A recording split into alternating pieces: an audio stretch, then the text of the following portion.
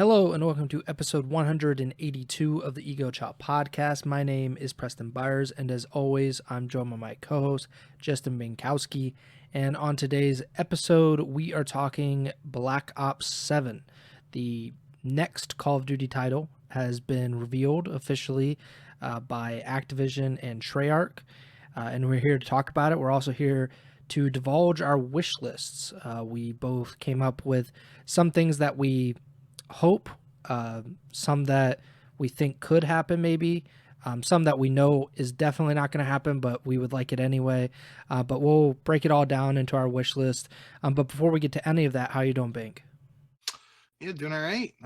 Like you said there, I think that's we'll get into the wish list aspect of it, but that's pretty much my thinking right now. Is there's a lot of things I would like to see happen with this next title, but there are a lot of those things that even if I do not think they are very big asks, I just know it's not going to happen. But I'm excited to talk Black Ops 7 and everything we know so far. Yeah, so I think it wasn't confirmed by any means, but it definitely was rumored that Treyarch was developing the next title, that it was likely going to be another Black Ops title, since everything that Treyarch has made since, have they made a non-Black Ops title since, like, World at War. yeah, so it's been well over a decade now. And obviously we had Black Ops 6 this year. Black Ops 5, or Black Ops Cold War, I guess it would be Black Ops 5, was not that long ago. So we've had a lot of Treyarch recently, and I guess that's a good thing because Treyarch is, I guess opinions may vary, but I believe generally they're considered the best developer for Call of Duty. Although Sledgehammer has a pretty good success rate, all things considered. Infinity Ward does not have a good success rate, I would say, in general. But Black Ops 7 was officially revealed on Sunday. It was like 3 minutes. It was a 3-minute, basically, advertising video. There was very little gameplay or even things that you would consider to be gameplay in that. It was mostly the last 15 to 20 seconds was stuff that you actually might see in the game. But information regarding Black Ops 7, the game is set in 2035, which is relevant mostly because that's 10 years after Black Ops 2, which was in 2025. And it's like, I think 7 or 8 years before Black Ops 4, which was like 2042 or something along those lines. So we're in between BO2 and BO4, which would seemingly indicate it's a boots on the ground game, which I didn't think was going to be much of a debate anyway. We will probably get a lot of the same things that we got in BO2 and BO4, but those games are very different from each other. So I'm interested to see how they kind of navigate that. Mostly BO5, of course, was a 5v5 game. I don't imagine Call of Duty going back to 5v5. I think they're set on 4v4 moving forward.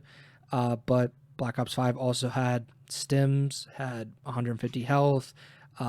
It was definitely a different time in Call of Duty.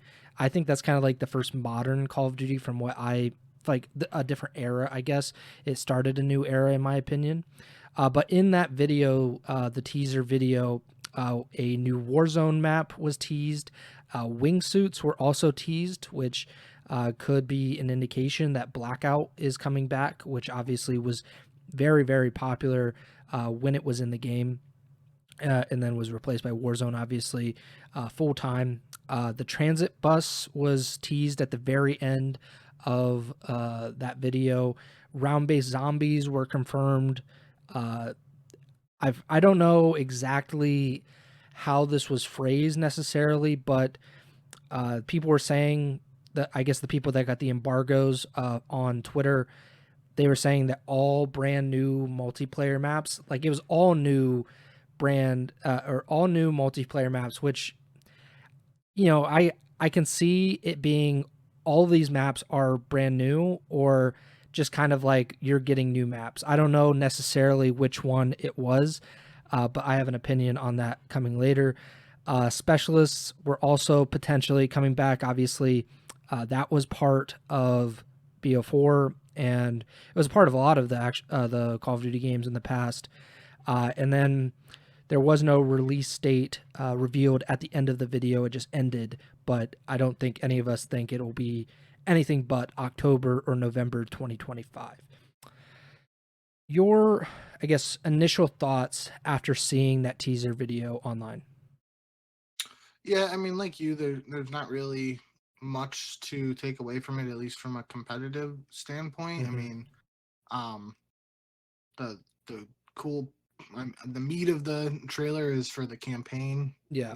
You'd think, and I'm pretty sure it was David Mason and Menendez were the names mentioned towards the end, and pretty. Mm-hmm. I mean, I haven't played a campaign in so long. I'm pretty sure Menendez is one of the villains from like BO2. Black Ops. Was it BO2? Okay. Yeah.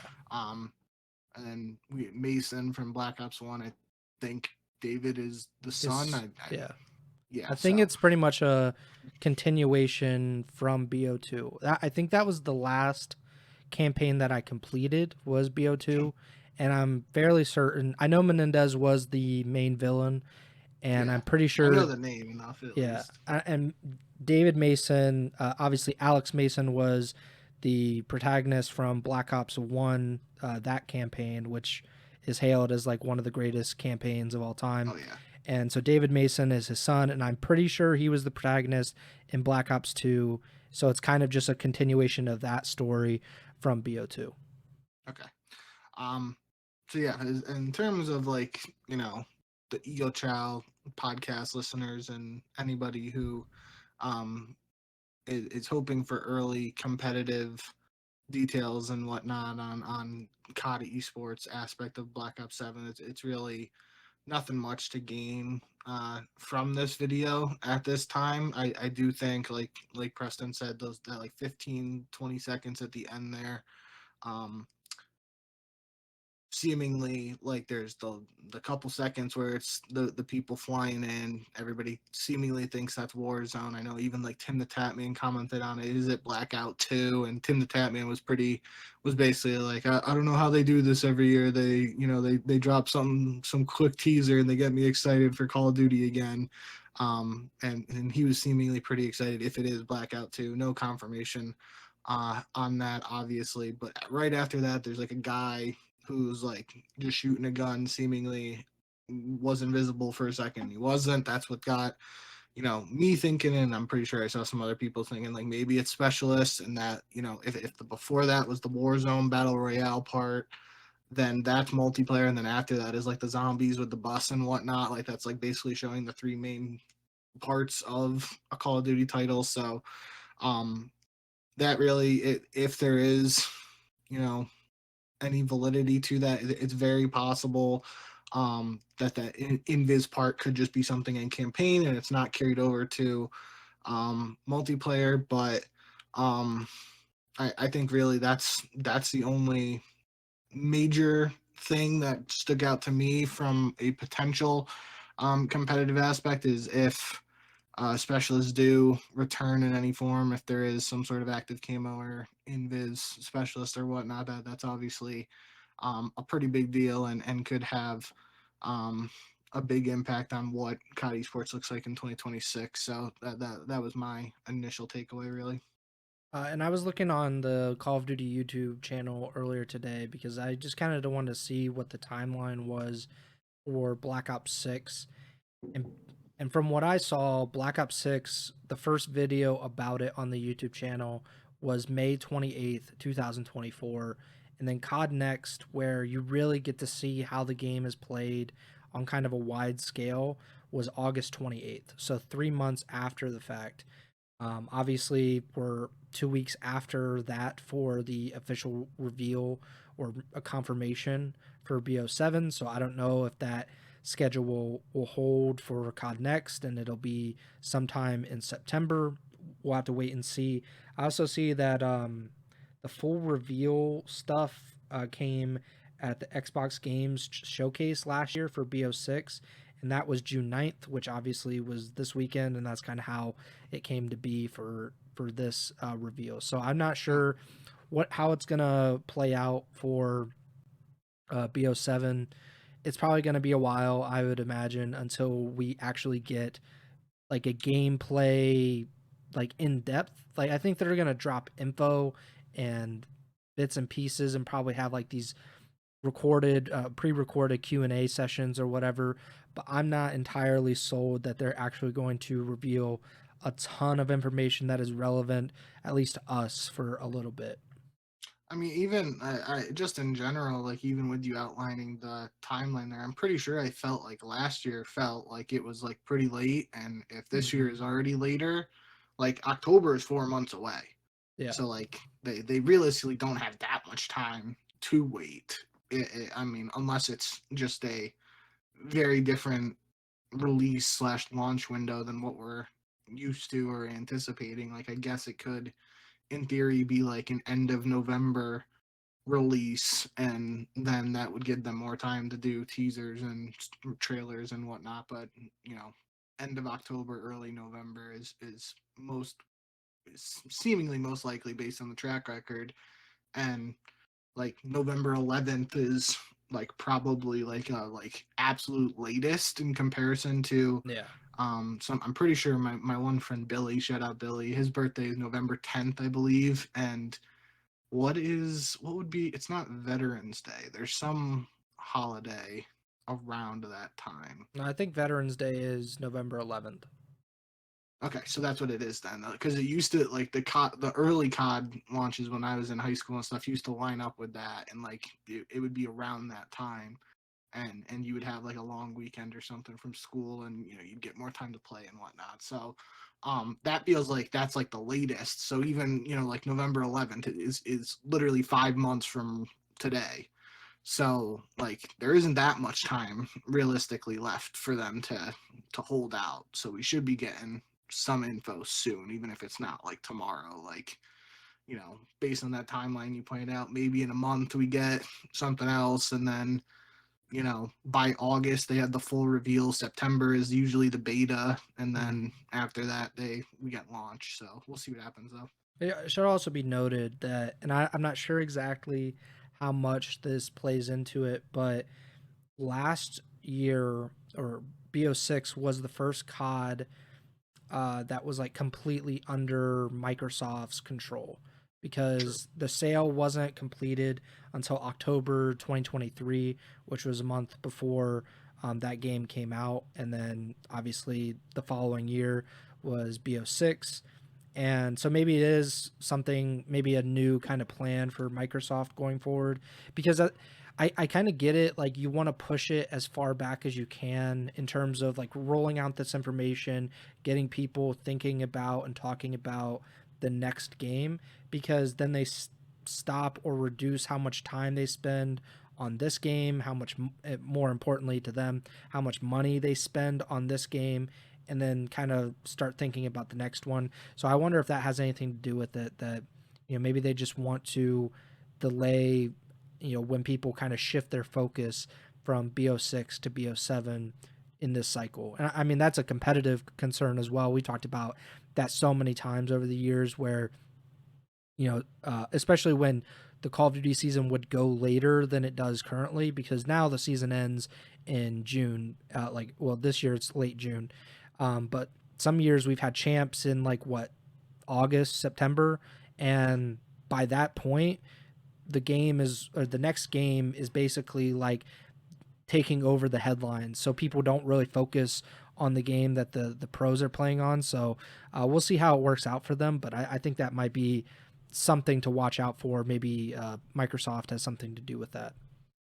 Let's talk about this wish list though, because I think we both have talked it, pretty sparingly about like what we want in Call of Duty. I think we tend to rant on it like just randomly, but we don't typically have like shows set aside for us to essentially rant and give our thoughts on how we want the next COD, or this COD to work out. But I think this is a good time to do it. Obviously, we're in a little bit of a lull competitively, and with BO7 being revealed, I felt like it was probably the best time to do this, and to just get it off of our chest before we're inevitably probably let down by some of the announcements that Treyarch comes out with. So do you want to start us off? Maybe we'll go 1-1, just go back and forth. I think, I mean, you can correct me if I'm wrong. You're probably not going to have much to say on zombies. We probably both won't have much to say on Battle Royale / Warzone, but you will have more to say on that than nothing on zombies. And then after that, we got mostly multiplayer. Am I like correct in assuming that? Yeah, I do not have a single zombies. So I'll go first with zombies. We'll get that out of the way, and then we can do Battle Royale. Then we go to the heavy hitter with where I think most of the stuff will be multiplayer wise. Um, so obviously on the zombies front, the thing that seemingly most people are talking about is the return of Transit, which was the launch map for Black Ops 2. And honestly, I mean, it could be the nostalgia kicking in for a lot of people. I enjoyed it at the time. It was very different because it was like, the bus took you around to these other, there was farm, um, there was a diner, there was the town. It took you around to these other locations. If you weren't on the bus, you could travel to these other locations. But these were these flying things that would claw your face, and it was hard to see, and it was just annoying to travel if you weren't on the bus. Um, so at the time, I feel like there was a lot of people who like weren't huge fans of Transit, and there were a lot of DLC maps. During Black Ops 2 that people were bigger fans of that Mhm. if I remember correctly. So I don't know if it's just the nostalgia or, maybe it's the newer generation of people, getting around to playing COD and being excited to try this out if they were very, very young when Black Ops 2 first launched or if they just never got to play it at all. But I feel like, you know, the direction, if Transit does come back in this game, what I believe is that it will not be a one for one remake. It will not just be Transit remastered. And the biggest thing I have to support that, claim or just belief is the Mob of the Dead was one of the most popular DLC maps from Black Ops 2 Zombies. It was remastered, remade for um, Black Ops 4, but it was not a one for one remake. There were a lot of areas and, storyline elements tied into the past, but a lot of areas that were um, from the original Mob of the Dead map, but it was not a one for one recreation. There were new elements, new areas added, etc. Um, so that makes me believe that if there is a Transit remake, remaster, whatever in the works for this game, it is not going to be the same as it was in Black Ops 2. It will be, um, there will be probably those iconic areas and the bus taking you to areas and stuff, but there are inevitably, in my belief, probably going to be things that are different. So for me, on my wish list, I was saying I don't want to see that be like a drastic departure. I kind of, again, I enjoyed Transit. There are probably a lot of people who didn't at the time, so they would probably have different opinions. But I don't want them to be like, Transit's coming back and have that be a selling point for this game, and then we get to launch and it's just, it has the Transit name and it has the bus and some of the areas, but then it's completely different outside of that. Like I don't want them to overdo the changes that seem inevitable for a remaster based on previous legacy maps that have been remastered and such over the years. Um, so that's my big wish list thing for this. I am just in general, you said round based zombies is confirmed or reportedly confirmed, whatever the case may be. With that, I'm just happy with that because there was, a time probably around this time 2 years ago where we weren't sure round based zombies was coming back in Black Ops 6. And admittedly, that's what I've played the most in Black Ops 6. I really enjoyed um, one of the launch maps in Black Ops 6, Liberty Falls, but I still, whatever the last two zombie maps they came out with, I haven't played either of those. And, it's just, goes along, I guess, with the territory of me just not playing as much COD as I have in the past. But um, end of the day, I still love zombies, and if I am going to get Black Ops 7, which I probably will say for a while that I'm not, and then I'll inevitably end up biting the bullet and getting it. Mm. I am probably primarily going to be focused on zombies, especially if Transit's back or round based is back in any form there. So that's my one wish list thing is I don't want to see the changes if Transit does come back. I just don't want it to be like completely unrecognizable. And even saying that, like if Transit comes back, there's no way they can do it where it's not completely unrecognizable, because if it comes back, like the bus is going to be there, they're going to have nods to those iconic like bus stops and areas that you were playing in inevitably, because if they didn't, like that just wouldn't make sense. It would just be called something different with a bus. So I mean, I guess that's technically possible. I would be very disappointed if that was the case.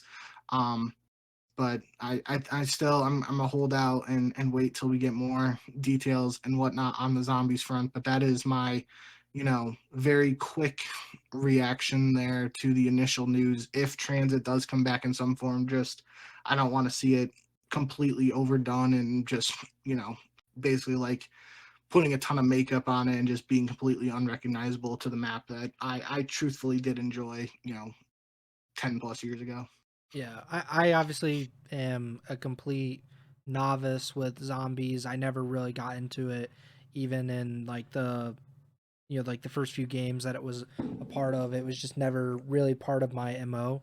Um, but I also think like it is such an iconic part, especially of Treyarch games, that they probably do need to put more focus into it in general.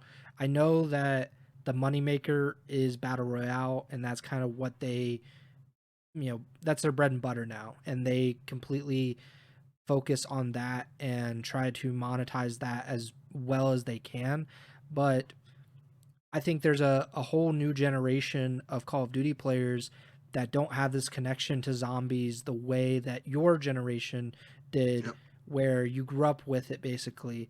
And I think they are going to miss that. And I would definitely caution Treyarch or any future Call of Duty developer in ignoring zombies too much or too long, because then you risk alienating an entire generation of players. And let's be honest, like that's a whole, part of the customer base that you might just be missing out on because you decided that it's more important to put even more resources into Warzone or Blackout, whatever it is, the battle royale, um, and you don't give the zombie players enough of focus. I'll throw one more thing into that I just thought of while you were talking about from the business standpoint there. I'll put it on my zombies related wish list for Black Ops 7 is Zombies Chronicles 2. There's a long running meme at this point now. Zombies Chronicles was in Black Ops 3, and it was basically like a giant DLC pack you could buy of multiple. It wasn't every single former DLC map, but it was a bunch of them from World at War, Black Ops 1, and Black Ops 2. And it would be there have been a lot of cries over the years for or calls to do a Zombies Chronicles 2 or a sequel to it. But it would be interesting to see how they would do that. There were rumors even this year that Zombies Chronicles 2 was going to be a part of Black Ops 6. At this point, I would be very surprised. Maybe it's something they do at the end of this year, but Yeah. from a business standpoint too, it is interesting because like that whole concept of map packs and DLC being monetized and having to pay for it, that doesn't really exist anymore. You get your maps for free with the season updates, and the money is in the microtransactions and stuff. So I don't even know how they would realistically do it, but since we are doing wish lists and we said we are including things that aren't likely at this point, I'll throw that in there as one of my things that I would like to see in Black Ops 7, but I don't think is going to happen, is a Zombie Chronicles 2. I'll even say, I mean, if you do a Zombie Chronicles 2 and you have to pay for some of these maps from the games that I used to love, and they're like they look good, like Kino der Toten, one of the most iconic zombies maps from Black Ops 1, if they did that on today's with like 2026 graphics, like I would probably never play anything else again in the rest of my life. And if I have to pay $50 to get it, I would do that. So I'll throw that on my wish list. But it would be interesting to see if they were willing to do some sort of like jumbo uh legacy map pack or just whatever you want to call it, like how they would do that in today's day and age with the difference in the changes in business and stuff like that. So your comment got me thinking about that. I didn't really have anything about BR. I don't know if you did, but I would just say in general, bring Blackout back. I enjoyed watching it. I didn't really enjoy playing it. I'm not a BR guy, like I never have been, so it doesn't really interest me one way or the other. But I remember watching Formal in particular on Blackout, and he was very, very good at it, and that got me interested in just the space in general. So I would say just bring it back, like bring back the map. Like you don't really need to. That's the thing with a lot of Call of Duty features is you don't really need to do too much. If they brought back the exact same map they Yeah. had in Black Ops 4, then people would be so excited for that. And like you basically copy paste from BO4 into 2025, 2026 COD. It makes you a ton of money. I was joking with some of the guys talking because there's a new ARAM map coming to League of Legends with the next update, and they're gonna have um I can't remember which way. They did a dev video yesterday, and they either said that you're going to be able to vote on it or it's going to be a rotation of like what the maps are. I can't remember. I don't think they said you can vote on it. I think that was the joke in our chat. And I said, wow, map voting, that's like, such a unique concept. Call of Duty should bring that back. But like you think about it, like that didn't they brought it back this year, and it was like, oh my god, we can vote for these maps. We don't have to leave the lobby if we get that stupid map from MW2 or whatever, where it was just Yeah. the long narrow highway with all the cars.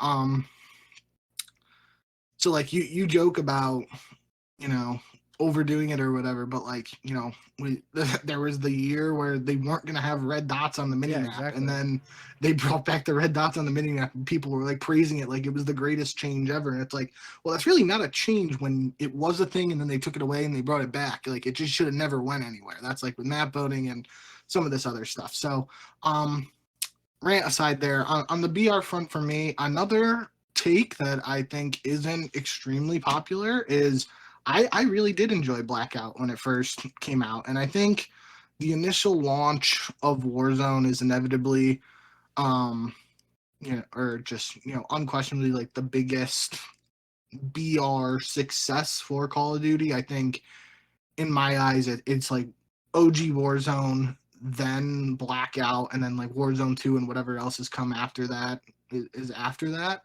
But I really enjoyed playing Blackout, the original mode, just from it like when it came out and whatever, like the I'm gonna say Fortnite and compare it to Fortnite, but I know that's not like the best comparison, but just bear with me here. Just like that, the whole like in Blackout, you didn't have your loadouts and stuff like you do in Yeah. Warzone. You had to drop and you had to pick up your guns. You had to pick up the attachments and whatnot to put on the gun off the ground if you wanted to. And that was the unique because for a while in Fortnite, you were just picking up guns and stuff. Like if you eventually got a gold scar on your in Fortnite, you never had like a red dot or anything like that. And I know that's changed in Fortnite even so over the years. But for me in Blackout, that was the thing that I enjoyed, and especially like in comparison now that we've had both Blackout and uh Warzone, I do I understand from the Call of Duty side of things, like you have all these guns. um you make money with the blueprints, so they're not going to take those away and stuff. But like, whatever sort of thing they could do to maybe like change the dynamic there, and I don't want to say like I don't know. I think it's really a moot point because I don't see them getting rid of loadouts completely. But there is a precedent for there being a Call of Duty um battle royale that didn't have loadouts to the extent of what's in Warzone, and that's what we had in Blackout. And I remember too, back then watching it was at the towards the end of the Blackout cycle where it was like a superhero. Um, it was like they had like jetpacks and laser beams and stuff, and it was kind of like it was different at that time. But that was towards the end of Blackout, and that's when I remember seeing Formal playing that, and he was just frying during that, and it felt like it was like a Halo BR without there actually being a Halo BR, and it was still in COD. But rambling aside, there, I do think if Blackout came back in its any capacity, that would be kind of cool. I just don't see it actually happening to the point where it's like very similar to the OG Blackout. I feel like just with the way the gun and attachments and level system works in Call of Duty nowadays, they're not going to take away the loadouts and giving you the option to customize your guns and stuff like that, because then that takes away, if they do these blueprint packs or whatever where it's like $20 to get a gun with the attachments, or you have to play 10 hours of multiplayer to level it up. They're going to make a lot of money, but from people who are just like, well, screw that, I don't want to play with this gun in multiplayer, I'm just going to give you $20 so I have this good gun. So from that side of things, I don't see that changing, but end of the day, I think if they can find some sort of way to strike a balance between OG Warzone and OG Blackout, I think that could be the recipe for a successful Call of Duty BR once again. I think just adding it as like a game mode for Warzone would be something. Just as an option of like, if you want to do what you've been doing in Warzone, you can continue to do that. But if you want this, they'll call it a new experience, but it's an old experience with Blackout, then you can do that. I think that's probably the best course of action. I think that probably will be how they go about it. Or they might just introduce the Blackout map and the wingsuits as part of Warzone, and then kind of bring it along from that Blackout stuff, but not really transform Warzone in any meaningful way aside from that. But we'll see what happens in regards to the BR. I don't have any other BR stuff. I don't think you have any zombie stuff. So everything else I imagine will be competitive / multiplayer related. My first wish is that they're lying and that there are a few classic maps in the rotation, because that scares me when they say all new maps. I know that they usually put like 16 or so in on launch. Usually 14 of those are absolute butt and cannot be played competitively. Some of them have to be, because that's just the life that we are, that we live in competitive. But I just don't see a way for Treyarch or any Call of Duty developer to make 16 maps or even a fraction of that are competitively viable and good. I just don't believe in them whatsoever. If this was 2012 Treyarch or 2011 Treyarch, I could see it. I would have faith in them. It is not that. They are so far past their prime in terms of map creation and map design that I do not trust them. Like, I think there was a rumor that it was going to be a BO2 remastered kind of deal. Oh, I do remember that. But like, I would have been fine with that, obviously, because BO2 had some really, really great maps, and had a pretty deep map pool when you got down to it. I didn't really need that per se, but to say, well, we're not going to put Standoff. Standoff is a great map. Like, just if you have to expand it. But even if it was just a copy and paste, I think a lot of people would be happy.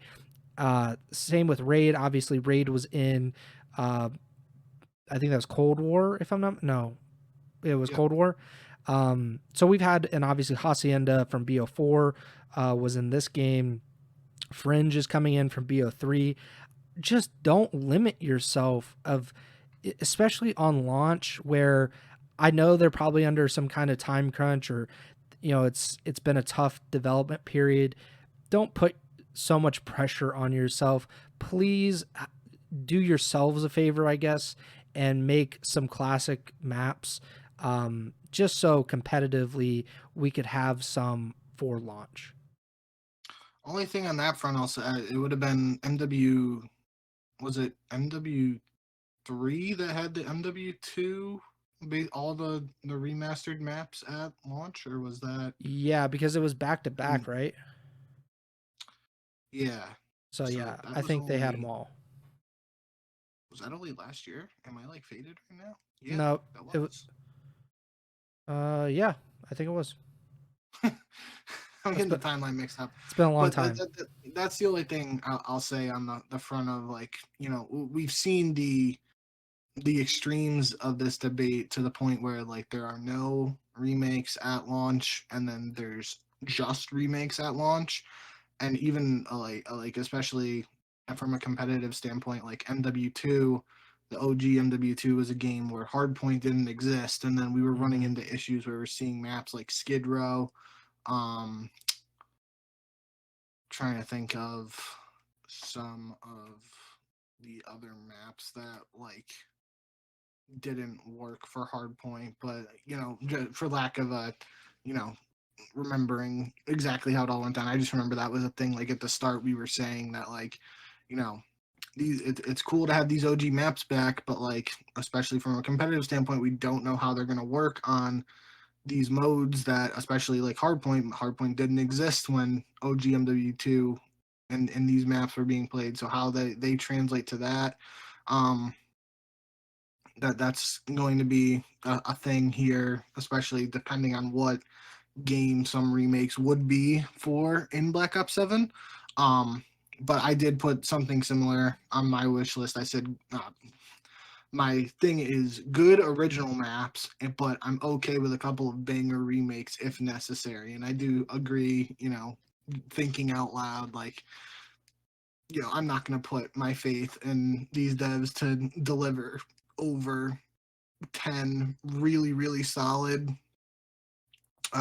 brand new multiplayer maps. So, um, some really good remakes are probably necessary. And I'll say, even on this front, for Black Ops 6, like a map like Red Card, which I feel like at the beginning of the game, I mean, even Rewind, I feel like Rewind was, obviously taken out of the competitive map pool and whatnot. So, um, it's not as good of an example, but I feel like at launch, like Red Card and Rewind were like two of the maps that people were complaining about, not the most, because there were other, pub maps and whatnot that weren't even, like, considered competitively, but from a competitive standpoint, it felt like early on, like, people were complaining and not huge fans of Red Card and Rewind. But I feel, especially Red Card, I feel like Red Card has grown on me from a viewing perspective, and I think that has to do with, like, um just the movement and the pace of play, really. Like, it's a bigger map, and especially, like you were mentioning, standoff and stuff, it felt like that was, I love me some standoff, I love playing search on it, but, like, with today's movement, like, just like you can get from one side of the map to the other in like 10 seconds with the omni movement and whatnot, and it probably, it might even be faster in Black Ops 7, if, depending on what the movement looks like and all that. So that is another thing to consider with the any remakes that potentially do come with Black Ops 7. But I am with you on that train of thought there. That I think, obviously, I'm very hopeful that we do get some good original maps. I'm not delusionally hopeful to the point where I expect it. I have to, fingers crossed, hope we get something. And then hopefully we get some really solid remake maps, and not, I'll just say Fringe, even though we're getting it in Black Ops 6, but just for an example, Fringe is a map that hasn't been remade to the point of, like, Raid and Standoff, Express, these other maps that we have seen uh, remade recently. Like, I heard people talking for this year for Black Ops 6, like Arsenal and Frequency, maps from Black Ops 4. Like, maybe it's some of these other, as much as we, you and me love these, like, OG maps, maybe some of those maps from, older, in quote, games, that older than the OG, or newer than the OG games, maybe that's what we have to start pulling from there so it doesn't get too repetitive on the remake front. I was actually just looking up the maps. I think Aftermath, I think it was part of the early BO2 cycle and then it got shifted out. Same with Meltdown, but those are 3-lane maps that might work even better with because those were kind of bigger maps. Aftermath definitely bigger than Meltdown if I remember correctly, but those maps might be better nowadays than they were back then because of the movement that you were talking about. Um, I mean, I think Slums. I think it got remade in a That was more another one that was so like small. it felt so small. Yeah, But yeah, like those there are some maps I would imagine that could work. Plaza, which probably is a little too ooh, small as well, but that is a 3-lane map. I would Um, like that maybe S&D would probably be the best option there. probably. I don't know if there would be like any respawns that could work there, but that's also what we need. Like I don't care if a map can't work in control or hard point, or maybe it can't work in search but it works in the respawns. I don't care. Like if it works for a game mode, we don't have the luxury of just eliminating these maps completely. So if it has to go in just one game mode, then that's how we should do it. But another point that you made about the movement and how quickly everything is, or how quick everything is, one of my wishes on this list was no omni movement or Ooh, tactical sprint, because I think those two things, I think omni movement, like there are good and bad things, but I would also say no slide. That will not happen. I'm almost nope. sure of it. But I preferred the BO2 movement, which would like BO2 movement plus perma sprint, because I hated the cooldowns between sprints. I think just a full almost marathon basically with BO2 movement would probably be the best, because it does eliminate some of the corners, like the cammering that goes on in modern day Call of Duty. I think it could, I don't know if eliminated is the right word, but reduce it for sure. Reduce the frequency of that. It would also just make players have to play smarter, because a lot of times in, we've seen this in Fortnite really, like the quick fast paced stuff can almost become like it becomes an advantage, but it also doesn't take a lot of skill to go fast at things, and it does take away some of the skill gap when it's so fast. And if you slow it down, the I think usually the better, smarter players will have a better chance of competing. And I would like to see that come back. I don't know how realistic that is, because tactical sprint has been a part of Call of Duty for Yeah, basically since like Modern Warfare 2, Modern Warfare. Um, and Omni Movement is obviously kind of like, it was the big thing this year. So I don't know if they would be willing to yeah. take it out 1 year later. But what do you think about the movement moving forward? So that's what I put down on mine: enhanced slash fixed movement. In other words, address snaking. And what I was thinking of in that regard is I just think this whole like this year we've heard like the GAs around like people doing the two pumps. They've been calling it pumps, which is just funny, but like up down up down. If you do it twice, that's considered snaking. Then it went down to a GA. If you do more than the one pump, that's snaking and all this. Like the one way you get around having to try to self-police that with the GAs and whatnot is we just get some sort of answer on the development front to snaking. And even RIP X Defiant, which just went down, but they tried to do something to that extent where it was like if you're trying to do the repeated movement, it got slower over time. Yeah. Just something. I don't know if that's like necessarily the best answer or the best way to address it, but I would like to see something beyond these players trying to continually over police themselves. Um, on something like a movement. I do think Omni movement isn't going anywhere. I would be incredibly surprised if it did. Sliding isn't going anywhere, at least in my opinion. I don't see that happening.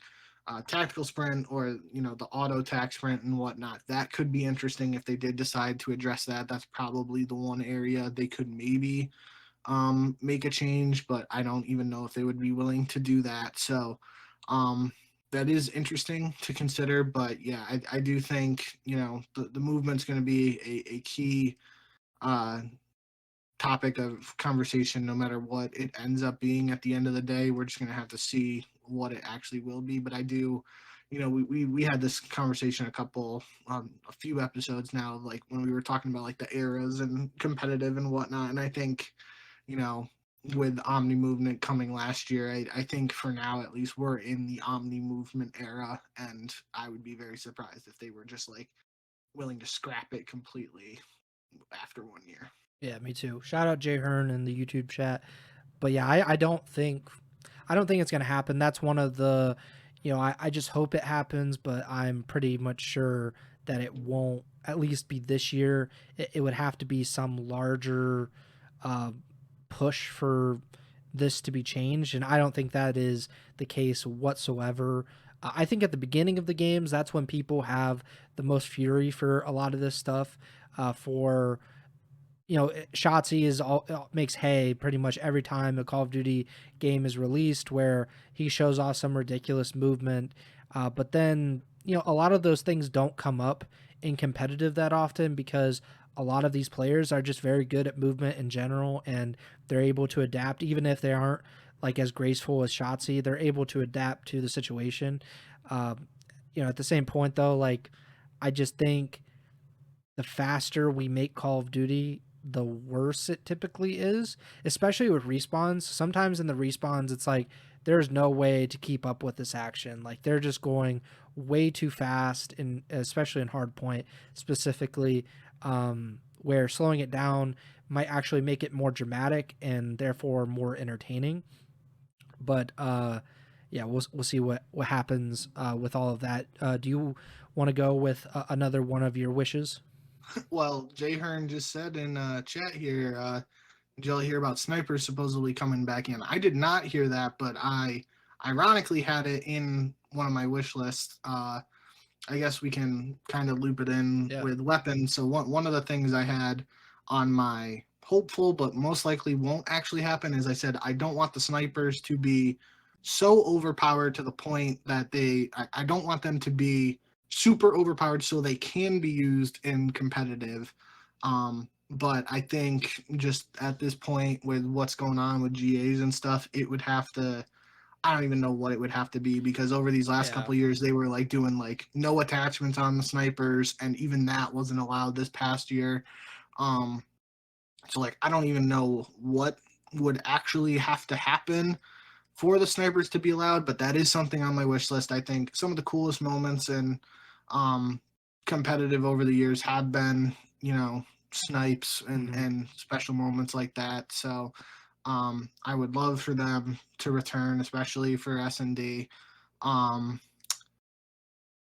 in terms of weapons overall, one thing that I put at the top of my wish list as something that could be realistic, but I don't know, as I'm about to say it, how realistic it really is for me personally, I want just a good burst weapon. Could be a 3 burst, could be a 4 burst weapon. I want a good burst weapon, not an OP or a super OP burst weapon, because if it's even like remotely better than average, it's just instantly going to get GA'd and never tried. So I want like a decent burst weapon that can be used in competitive, and that in theory could allow for the return of a 3 gun meta. So we have like a fully auto AR, a burst weapon for the fully auto AR would be like your short, medium range mostly. Burst AR would be your long range gun, and SMG for the close quarters and whatnot. Um, I'm just a big fan of the way 3 gun metas work out, and we really Yep. haven't had one in a while. And I do think, end of the day, right now, it would be very interesting to see how they would get a 3 or just a burst weapon to actually be usable in competitive without it being GA'd. But if there is a way to make that happen, that is definitely at the very, very top of my wish list. I think the last time we got a 3-weapon meta was BO4. Yeah. So we're around that time in the games. We'll see if that actually happens. BO2 also had a multi-weapon meta because, I mean, BO2 was just the best of the best in terms of the metas changed so wildly throughout the year, where there were 4 different SMGs that were the primary SMG throughout the season. With the ARs, like at one time you had 2 ARs being used in the AN and the M8, which I'm almost positive the M8 gets banned or GA'd if it Yep. happens nowadays, like just the exact same kind of gun, which is the most annoying part about the pros. My one wish, it's not on my list, but it will be now, is Slasher to be quartered and be tried for his crimes. Because it is ridiculous that snipers have not been a part of Call of Duty this season. Like snipers are a part of Call of Duty, like the Call of Duty ether, basically. The reason that FaZe Clan and Optic are as popular as they are is because of snipers. It is baked into Call of Duty esports as a result. And we don't have snipers. That means that we are not being authentic to the Call of Duty experience, which sounds dramatic, but obviously, like, it is a big part of what Call of Duty is about. So when you don't have it in competitive, you lose something in the process. Jay Hearn said, "I would love to see a 3-gun meta, but I doubt these guys want that. They GA everything." Which, yeah, that goes into the point of just the GAs have to be resolved in some way, have to be addressed in some way. I don't know what that solution is. I don't think either one of us really do at this point in time. I will say, just thinking about it right now on the spot too, the one aspect of the snipers that, even I admittedly wasn't thinking about until just now, but remembering some of the conversation I've seen, uh, not really the sniping, but just related to Call of Duty recently, is like with auto assist and the strength of auto aim and aim assist. That has to play a factor, because like if there's just if the aim assist is strong enough to the point where like it's basically helping you aim this gun that's just one shot, one kill, like that takes away the skill of actually sniping and whatnot. So there would have to be some give and take there, some sort of balance to make the snipers admittedly usable again. But that, like, if there's a burst gun and a sniper in play, like in theory at least, somebody has a sniper, they miss their shot, and you can punish that if you can quickly kill them across the map the same distance with a burst gun that shoots a little faster while that person is like cocking or reloading whatever the sniper is. um but again, that's also thinking about me and my gun skill, as opposed to some of these guys, uh, and their gun skill nowadays. Maybe it is just past the time of snipers actually being uh, feasible, and as straight as some of these kids shoot nowadays too. Maybe even the burst gun is too much to ask for, but that's not going to stop me from putting it on the wish list. I don't want it to be super overpowered, because again, instantly GA'd. But if there's some way to get the sniper or a burst gun in competitive without it being GA'd for Black Ops 7, I would very much like to see that. Maybe it's as simple as just making it a headshot kill only. There, if you hit them in the body, it's whatever, you one shot them, but it's not a complete kill unless he's already weak. I think that's Counter Strike does that, I believe, where I mean, or it used to, where basically you had to headshot them and that would kill them immediately, but everything else would just take him down to 1 HP or 2 HP or whatever. So maybe that could be the counter to it. Again, that doesn't really address the aim assist part of that, which is just the developer issue of not being able to address something that is obviously important to especially the competitive scene, but it's really important to pretty much any game mode or any kind of feature within your game. But I actually had a few that are related to that. I obviously had the 3 viable primary weapons, the meta that you were talking about, because I love that idea in general. I think it really makes um, the skill sets of each player that more important when there are three weapons, because when it's two, then generally you can just do 2-2, 3-1, something along those lines. Yep. Where there's three weapons, obviously, like, you have to play around with how your meta will look with those three weapons. Sometimes you probably won't use one. Sometimes you have to use all three, but that's kind of the fun of it. And the way that I think the way that the GAs could kind of be bypassed in a way is you have these weapons, but they're nerfed and they're buffed and they're pretty much rotated throughout the season. Like I just said with BO2, like the FAL was very strong early on in the season, and then the AN94, the M8, those came in later in the season. The SMGs, the Scorpion was used at one point, the MP7, the PDW, and then the MSMC became like the defining SMG of that game. But that was through just nerfs, basically. They nerfed the PDW into this like Nerf gun, basically, after the first few months of the season. And that maybe that's something that needs to happen in modern Call of Duty, because I just don't think buffs work nearly as well, but nerfing works. If you nerf something into the ground and you make it non-viable, then that will force players to change. Or if, like, this is obviously an extreme example and something that would probably be very unpopular among players. What if Treyarch just said, yeah, or the CDL just banned this top AR? Like, you can't use it in this cycle for the next 6 weeks. You can't use the most popular assault rifle. They would lose their minds. But that's the way that you kind of say. We talked about that earlier this year, I think. And it happens in Counter-Strike. Maps get taken out of the rotation, and teams that are incredible at those maps don't have that advantage anymore. And League of Legends has done that, where they take champions out of the rotation while they're being reworked, or certain items that are taken out because they're being reworked. That can happen in Call of Duty, and it probably should, with how much GAs have affected, and I would say worsened, the competitive environment in general.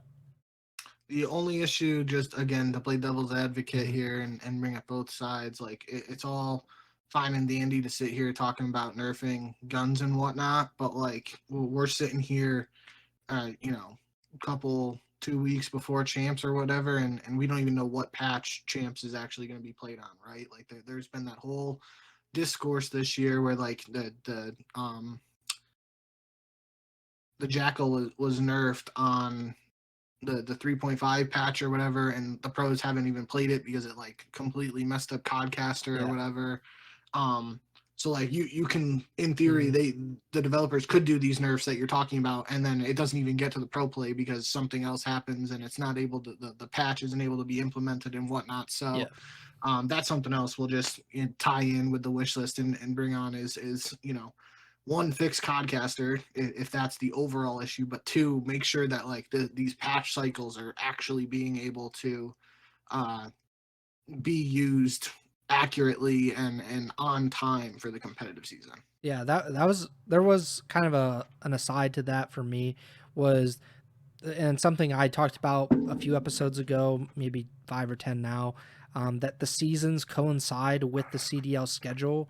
And these updates coincide with the CDL schedule. So season 1 begins at launch, essentially, and we can start that basically with the CDL season. The first major cycle and the first minor will be played on the season 1 and season 1 reloaded patches, and then season 2 will start the minor 2 and major 2 cycles, and that's just how we do things from here on out.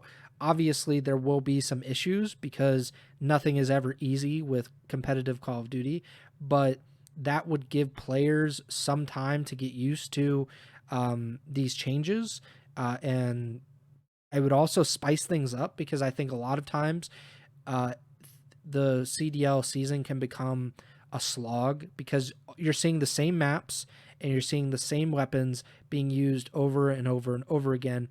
And the players themselves have a right to want to stay consistent and want to stay the same. They want to keep using the same weapons. They want to keep playing on the same maps because that helps them win games theoretically. At the same point, it is not good for competitive when it's being repeated over and over and over again. So I think what Call of Duty needs to do is intervene essentially, and they need to tune the weapons more often. They need to buff, they need to nerf, but like you said, it does come down to the developers being responsible and being good at their jobs essentially, and like fixing these things quickly. So if there's a problem, then it doesn't affect the CDL players and the CDL season as a whole. They're able to just kind of work through these things and learn some of the new weapons that they're going to have to use or some of the new maps that they're going to play on. They can learn those things quickly so it doesn't become an issue down the line. Obviously, we'll see if that actually happens, but I think that is a good idea just in general, and it would promote the actual season that is being played, the different weapons. Hey, this is what is good now. Like if you're just a casual player and you wanted to know which guns are the best in season 3, you would look at the CDL and say, oh, that's what Simp's using, so I'm going to use that gun, and I'm going to use his entire loadout, his attachments, everything, because he's the best SMG player essentially. So that's how they should do it. That's not how they've been doing it, but I would like to see that come into effect in BO7. I'm sure you had something along these lines, or if you didn't, you're definitely thinking about it. Just logical counters involved in Call of Duty. I put just an example, cold-blooded for thermal scopes, because obviously that if you can't see them in your thermal scope, then that is a counter. Flak jacket for grenades or frag grenades is another one. And we've seen that in the past. Flak jacket should actually be pretty good. Like they always nerf it for some reason, but like it should be a good thing to have, or whatever the equivalent is to flak jacket. But their tac mask was used for stun grenades, all that good stuff. So like there needs to be something that you can do to counter lethal and tactical equipment.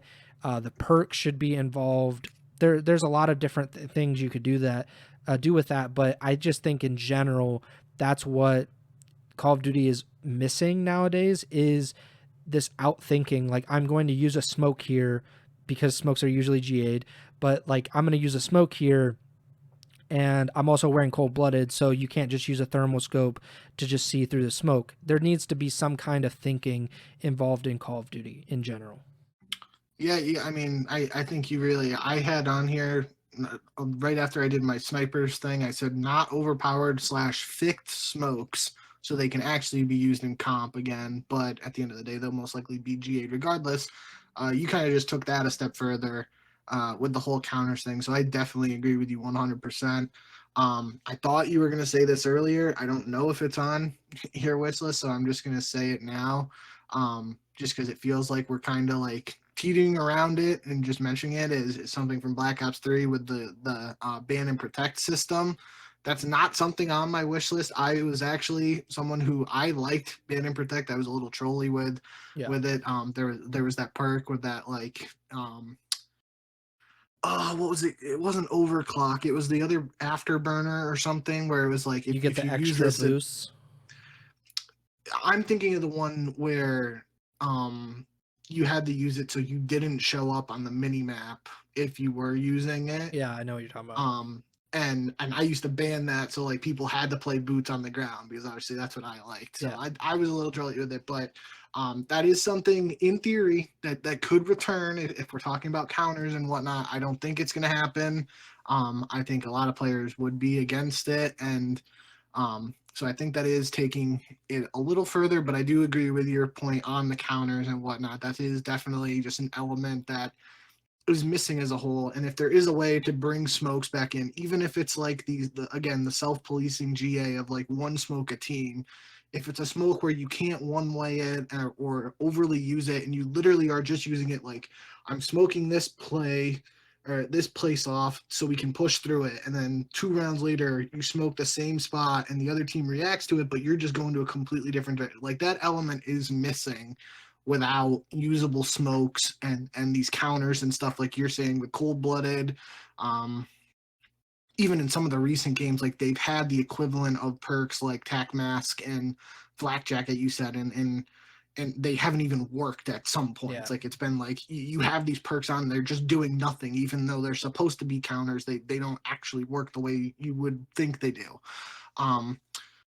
So I definitely fully agree with you there. I'll just tie in something else along the side that I I want there to be overall less overdoing of the GAs or just the non-necessary GAs is the way I wrote it. At the end of the day, like, you know, your claymores, your RPGs, your LMGs, like that shit's never gonna be used in competitive, right? So Yeah. like let's just, you know, and they've done a good job, at least as far as I know in recent years, of like that's like insta day one banned. Uh for the most part. It's these points, and I've talked about it to a degree over the years too. Not even like the overdoing of the GAs, but then it gets to the point where like these guns just like week one of launch get GA'd, and then something changes. It either gets buffed or nerfed, and the players seemingly don't even like test it. And you know, in to their defense, for once, on this at least, you know, if they're not even able to play on the patch where these weapons are being changed and stuff, then I can't blame them if they're not able to test it out accurately and see if it should be un-GA'd. But like, just in totality, thinking ahead to Black Ops 7, I just really want to get away from this whole like overdoing it with the GAs. I understand there are inevitably going to be stuff that, as you know, a competitive community and an esport, like that shit just isn't gonna be viable. I get that, but it's like those things that are in the middle that we can either, you know, teeter towards usable or not. Like we gotta, I think we need to work a little harder on that area, as opposed to like right now it feels like those middle ground things that could potentially be used are just GA'd anyway, and they're, you know, left in the past, forgotten. And then, you know, like whatever those things would be for Black Ops 6, I couldn't even name them right now, but we're already talking about Black Ops 7, and I can't even name whatever those would be because they're just forgotten about for an entire year, right? Um, so yeah, I get a little heated when we do the GA talk, but that is something that I put on my wish list as something I would like to see, but I admittedly know it's probably over asking at this point. I mean, the CDL should just be more adversarial in general with the Vita or with the GAs, because the GAs are undermining what Treyarch, what the developers, and what the publisher have in mind in terms of competitive Call of Duty.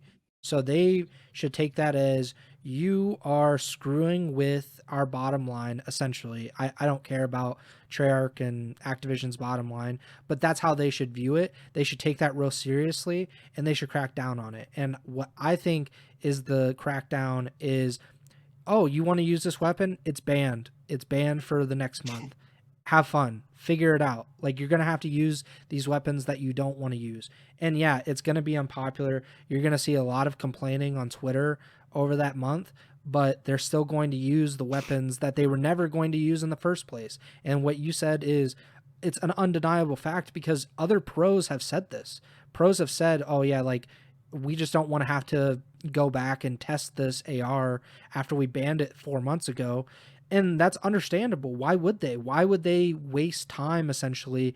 Maybe it's not worth it. Maybe it is, but if they GA it, then they don't have to worry about it, especially if you're ahead. If you're the LATs, you're the phases, why would you spend that much time trying to get an edge on the rest of the league when you already have an edge on the rest of the league because you're much more talented than the rest of the league?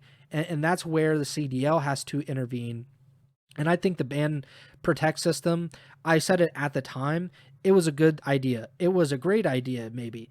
It just, when you don't have the necessary base bans to essentially, you know, it just becomes repetitive at that point where it's not even worthwhile, because players are banning essentially the same thing over and over again because you didn't do your due diligence and were able to get rid of this thing that you know is unpopular, you know it's going to get banned. If you had just banned it to begin with, then it creates this kind of, okay, like what is this team going to do now? Like what kind of answer or what kind of counter do they have to this other team? So, stuff like that can be pretty interesting if it were to be brought back. I would also like to just see, and I didn't have this down, but I just want to see the map ban protect. Like, just put it on my screen. Like, before, like if you had the ban protect system from BO3 and it was just the maps, I think that would just be like another 2-minute thing that is interesting, that kind of builds anticipation for this match. I mean, we see it in League of Legends. I think that's really cool, where you get to see some of the strategy at play in real time, where the coaches are trying to figure out, like, I mean, they just banned our best map. Okay, like, we're going to ban their best map. All right, like, they protected this map, we're going to protect this map, and we're trying to get to the final result. I think that could help just build the anticipation of a single match, even if it isn't the most exciting thing in the world. Like, I don't really need to see anything else before the match. They've done it on the Twitter this year for the grand finals of the majors. I don't know if they did it for Major 4 because I was at the wedding, obviously. But definitely Major 2 and 3, and I believe Major 1 too. Because I know Claire, shout out Claire, you could hear her in one of the videos, and they were going through, I'm pretty sure it was the FaZe Vancouver one that I remember, so that would have been Major 2. But yeah, like you said, from League of Legends, obviously that's different with like the champions and stuff. But like that's what, so the LCK, the Korean Pro League, those matches are on at 4 a.m. Eastern time, and on the weekends they're on at 2 a.m. And like right now, like it's not going to be on at 2 a.m. But like if we were doing this podcast right now at Friday, I would literally, whatever matches, even if it's like the low ranked teams in Korea, I love watching the draft for League of Legends and just say, like, some of these champs that are super OP right now considered, like, is a team banning all of those OP, or is the one team allowing 2 of them to go through? So it's like, okay, the team that has first pick, you can pick one of them, but we're getting the other one, and then we get our first pick of the next tier of champs, basically. So I love that in League of Legends, and I do think, I feel like they've done it at some points on broadcast, even from a map, but like, even if they're doing like that segment where it's like Pocket, Alley, and Nameless, like just talking before the map, they don't even have to talk about it really. Like they could just show it on like the bottom, like the bottom third realistically, and just show the maps for the series and like what was taken away and whatnot. I'd definitely be on board with that. I mean, if you did the ban protect with the weapons, imagine like FaZe and LAT going to the grand finals, and FaZe just trolls and was like, "Yeah, we're banning the Jackal and the Aims. Like, you have fun. Like we've been practicing with these like 3rd, 4th tier ARs and SMGs for this in the grand finals too. Like, there's no escaping us now." Shout out Juju and the silent Razorback in Black Ops 3, Lethal Gaming, just banning the SMGs, and you had to use the Razorback. For those who knew at that time, that was like one of the really good SMGs in the beta, and then they nerfed it before launch, so it wasn't like super good because obviously you had the VMP, the CUDA, and stuff like that. But then at champs, like they would basically do it. They're like, yeah, we're gonna ban these SMGs, and we've been using this Razorback. Like, you guys want to use a sub, you got to use this too, and that was funny. I had more. One was we don't need to spend time on it, but new maps introduced throughout the season. I liked how this season there was actually some changes that occurred, I think, in every major cycle. I think there was like a map maybe not this past major cycle, but I think in the first 3 there might have been a map taken out and a map put in, because I know like red card got moved in and out, I believe. No, red or rewind. Rewind. Yeah, red card's been in. We got Hacienda during the second cycle. Bless you. Oh, sorry. Hacienda was after the break, Christmas break or the holiday break. So yeah, we've had a few come in or come out, and I like that. I mean, obviously it's been controversial, like which maps were coming in and which maps were going out. especially when Rewind was taken out. There was some debate about like whether that should have been the map to be removed, or if player or if teams weren't playing it for another reason, yada yada yada. I think the general idea of maps being rotated in a season, and maybe it is as simple as, hey, like this is the end of season 1 in Black Ops 7, there's a new map being introduced, it's going to be in the rotation starting in the Major 2 cycle. Maybe it's as simple as that. But that was part of my larger point of, I just want a bigger map pool in general, because it makes the veto system that much more important, and it creates a skill gap between the good teams that are very good at all of these maps. Like they're adept at a lot of maps. They're obviously going to be the best at certain ones, but the worst teams are probably going to have like a smaller map pool in general, or just going to be less skilled at fewer maps. And I think that could be a way to create a skill gap between the teams themselves. Other than that, I had two final ones. I know one of them we'll talk about. That should be probably the last one we talk about. But one of them was no stim, because obviously this is between BO2 and BO4. BO2 did not have stim. BO4 did. So it's kind of anybody's guess, really, like whether stim was introduced in 2032 or whether it was introduced in 2039. Like, who knows? I do not want stim, but I Yep. would like 150 health back. I think Okay. the BO4 health was the best part about it. It was that the stim basically negated it, because it was, instead of 150 health, it turned into 300 health, because you would get shot down and then you'd stim right back up to 150. But I mean, I think bigger health also creates a bigger skill gap, because, and we saw this in BO4, if you shoot at Shotzi, for example, or any Call of Duty player at that time, Simp would probably be the best example of this. You shoot at him, you take him down to 2 HP, he's able to duck around a corner, stim, and basically wrap and kill you because he's so much better than you.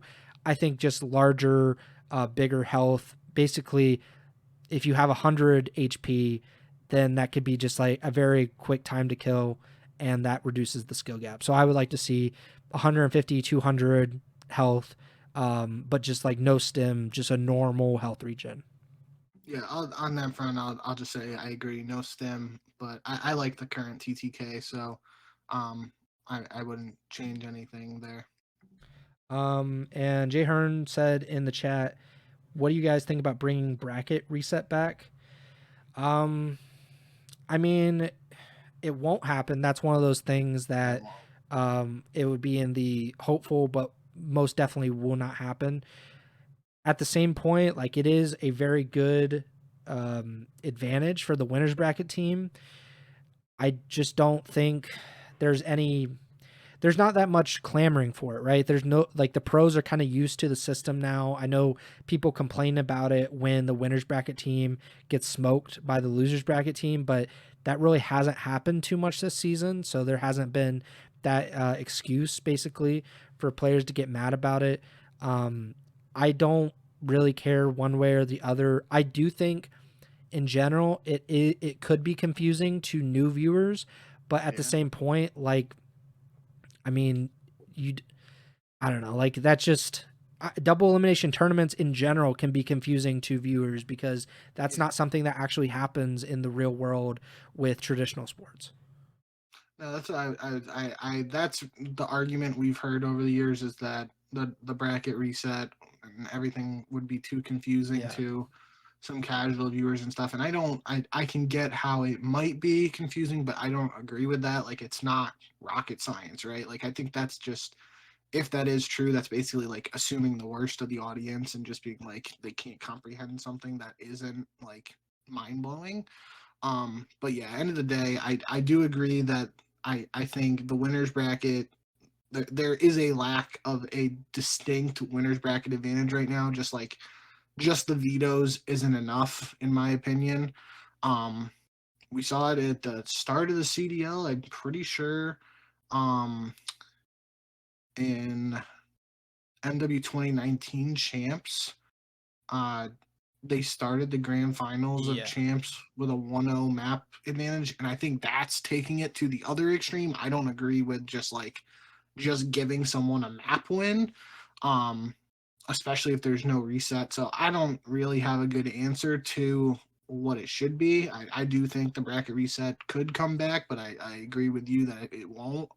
Um, but I would like to see some sort of way to address giving a tangible advantage to the winners bracket team outside of just the veto advantage.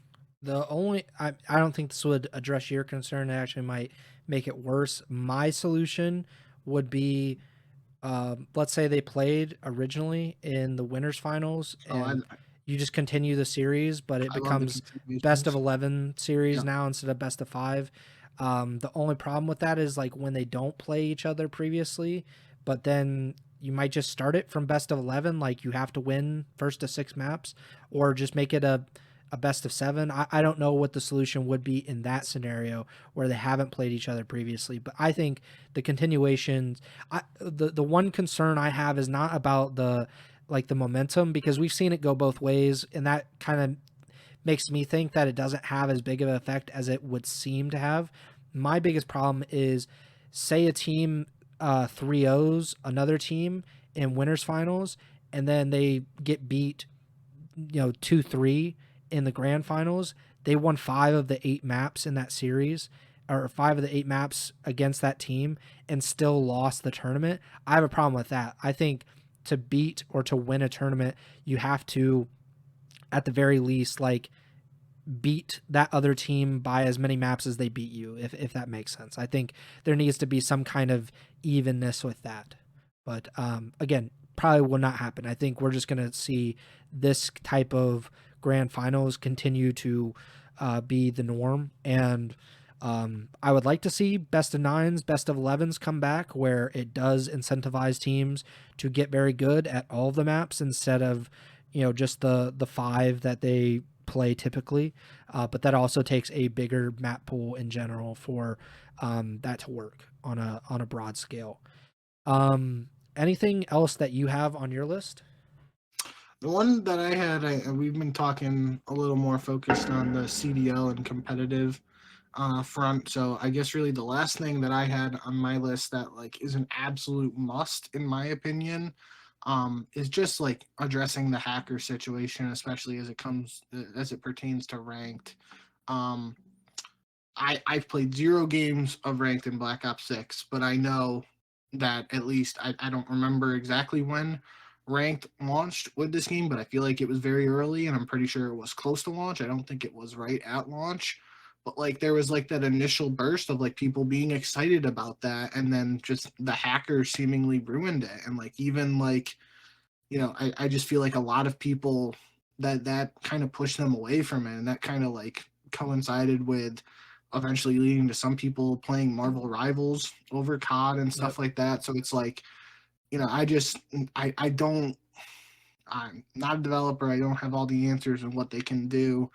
It's inevitable that something's going to happen on that front with cheaters and hackers, but they have to do something to, you know, keep this if they want to see the game succeed, especially from a competitive standpoint. Ranked is instrumental in that, and continuing to grow the scene and whatnot. So, in years past, we would be sitting here talking about they need to get ranked closer to launch, like ready for launch and whatnot. They seemingly are doing that more so in recent titles. Like it hasn't been as delayed. Um, but that next step is, you can get excited about it, but you want to retain those players who are actually playing it. And if you got little Timmy and whatnot just getting cheated on, and then they're like, I don't want to play this ever again, then it doesn't matter if you had ranked ready at launch or whatnot. So addressing the hacking situation, the cheaters and whatnot, is a top priority topic on my wish list. Yeah, just go to Xbox. Stop screwing around. Like, enough of this PC stuff just caused more problems, I would say, for competitive Call of Duty than it has solved. I don't think anything is necessarily better with competitive being on PC primarily. So I just think being on Xbox would help at least address the hackers part of it, and certainly improve the quality of play in general for just the experience of not having to deal with hackers, like on a a large scale. Um, Ranked play, I've said it before, like it should be like a part of launch basically. Like the preseason should be the beta essentially. Like, hey, pros, like fly them out to LA, come test our game. What game modes do you think will work? Do you think, and this goes into my last point, I'm sure you had it as well, but hey, does this third game mode look good to you? Like, does control play well in this game? How about CTF? Whatever dumb other game mode we might have to throw at you, how about that? And what guns do you think work? Like, what about the perks? What about the attachments? Have the pro players test out all of this stuff, and then when you launch whatever it is, November 10th, whatever, okay, like ranked play is here, it's been tested by the pros, it's still going to have its bugs, please beware, but we're trying to do our best, and we're going to kind of roll it out as quickly as we can and make it something where competitive players have this outlet. Like the pub players already have their outlet. It's the public lobby. It's TDM basically. Like that's what they're going to be playing in. The Warzone people already have their part of the game. They're going to be playing Warzone. Competitive people don't have that, and that is a problem by itself. But to move on from that point, the third game mode is probably the biggest question that is surrounding competitive Call of Duty every single season, because we don't have a good answer any season. Every year we go into it and think, will it be a control year? That has been yes more often than not over the past 5 to 6 years, but that control has not been very good for the last 5 to 6 years. So that's been kind of the issue here. And then there's CTF. So I looked at it. BO2 had CTF as the third game mode.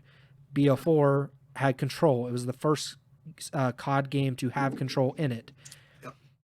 And BO2, ironically or coincidentally, was the first to have hardpoint in it, which I thought was just an interesting, in terms of the respawns. What will BO7 have? I'm not entirely sure. I think it'll probably be control if I had to guess. That just seems like the way we're going. I don't know if it is worth it to do this all over again, or if we should just bite the bullet and make competitive Call of Duty hardpoint and search only and just keep moving forward. So that literally the last thing on my wish list was quote for word, an answer to the third game mode or hardpoint / S&D only. And yeah, I don't have the answer for what it should be. I do agree with you that it's more than likely going to be control, or if it's not control at this point, it is going to be some random new game mode that they're testing out as a potential selling point for Black Ops 7. I feel like that's even more likely than CTF returning for whatever reason. But there were rumblings as recent as this past off season of that potential move to like a hardpoint or S&D only, and then the vetoes would determine whether a series is 3 hardpoints and 2 S&Ds or 2 hardpoints, 3 S&Ds. I think that's an interesting idea. If it was being potentially discussed behind scenes last year, then allegedly those conversations could happen once again, and that would be another alternate opportunity from a CDL perspective. But yeah, I would like an answer, and whether an answer to the third game mode, whether it is control, another mode entirely, CTF, or removing that third mode entirely and just doing hardpoint and search.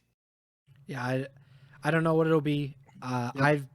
I've been kind of on the hardpoint search and destroy train for a while now, because we just haven't had a good third game mode basically since BO2. Like, I guess BO3 had good CTF as well, but Jetpack CTF was kind of crazy in general.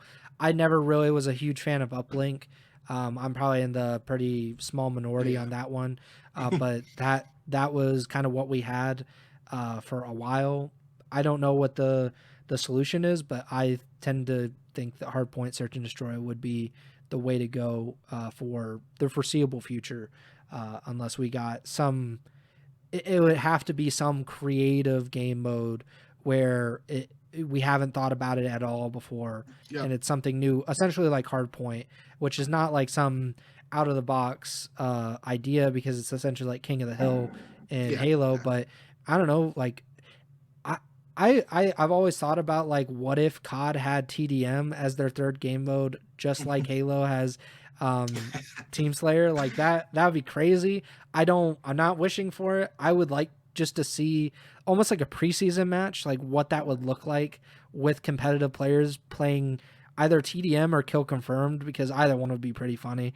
I don't think they would have a lot of fun with it, but I think from a viewer's perspective, it would kind of be entertaining. But yeah, I don't know what happens with that. Do you have anything else on your list? Nope, that's all I had. So that concludes today's episode. Obviously, is a little bit longer of an episode, but we ranted about basically every single point, every single potential wish that we have for BO7. Again, I think there might be, like, you had what, like 8 or 9 things on your wish list. There's probably 1 or 2 that actually might happen. I think it's probably about the same for me. That's just the life that we live as COD fans in general. But let's stay positive, I guess. We'll see what happens.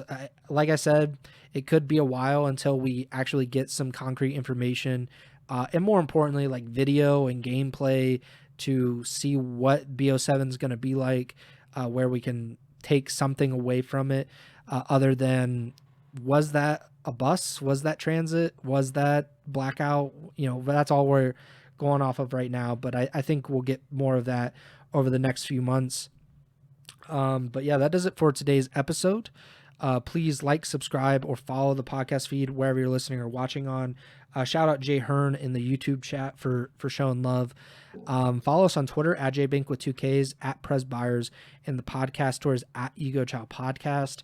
The next live show will probably be pretty soon, like over the next day or two, before I go out of town.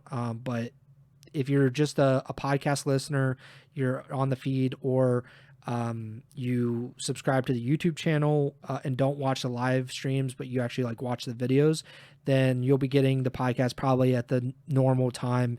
I've been trying to stick to the every Wednesday and every Monday, or no, excuse me, every Thursday and every Monday, you get new episodes. So I'm trying to stick to that. So I would imagine it'll be on the same schedule as that. But if you like the live streams, then you can, get it at YouTube, twitch.tv/Ego Chall Podcast. While you're there, follow Bink on Twitch, twitch.tv/JBink with 2Ks. But yeah, you can watch the live stream as we're going, like tonight. But this might not actually go up until Thursday morning, just to kind of keep the consistency. But we're a week and a half away from, 2.5 weeks until champs, I believe. Yeah, it's like my birthday is the 26th. I think it's the 27th. Yeah, so 2.5 weeks until champs. We still have our power rankings / tier lists to do, and I think that'll be the next episode. And then legacy check, and maybe something else, and then champs preview, and then we'll be talking about champs completely. But yeah, we're excited. I think it's been kind of a long break because we've been consistently doing these episodes, but it's been fun. We got to rant a lot about this random stuff that really won't matter until after the season is over, after EWC is over, especially. But it's been fun. Yeah, shout out Jay Hearn, great show. Keep it coming. But yeah, that about does it for me. We will be back soon, live stream even sooner than if you're just a podcast listener. But that does it for me. Bink, take it away.